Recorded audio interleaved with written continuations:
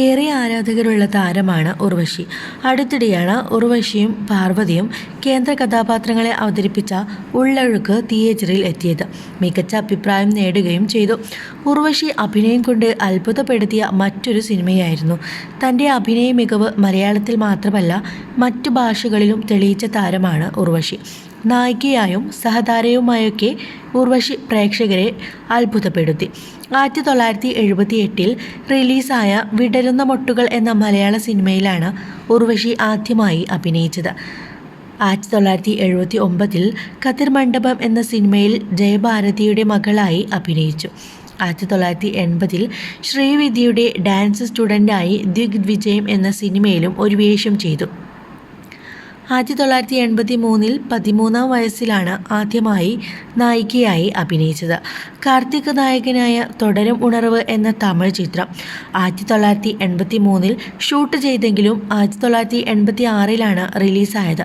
നായികയായി റിലീസായ ആദ്യ ചിത്രം 1983 പുറത്തിറങ്ങിയ മുന്താനെ മുടിച്ച് ആയിരുന്നു.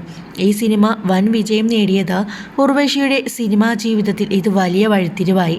മികച്ച നടിക്കുള്ള സംസ്ഥാന അവാർഡ് 5 തവണ ഉർവശി നേടിയിട്ടുണ്ട്. ഒരു തവണ തമിഴ്നാട് സംസ്ഥാന അവാർഡും ലഭിച്ചു. 1985 1995 കാലഘട്ടത്തിൽ മലയാളത്തിലെ ഏറ്റവും തിരക്കുള്ള നടിയായിരുന്നു ഉർവശി. ഈ സമയത്ത് 500-ലധികം മലയാള സിനിമകളിൽ ഉർവശി അഭിനയിച്ചു.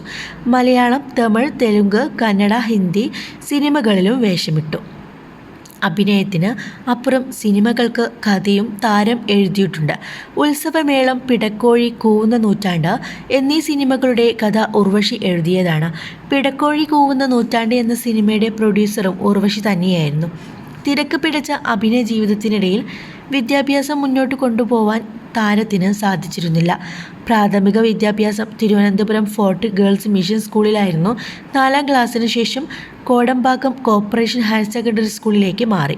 9-ാം ക്ലാസ്സിൽ പഠിക്കുമ്പോൾ കുടുംബം ചെന്നൈയിലേക്ക് മാറി. സിനിമയിൽ തിരക്കായതിനാൽ ഉർവശിക്ക് പഠനത്തിൽ ശ്രദ്ധിക്കാൻ കഴിഞ്ഞില്ല.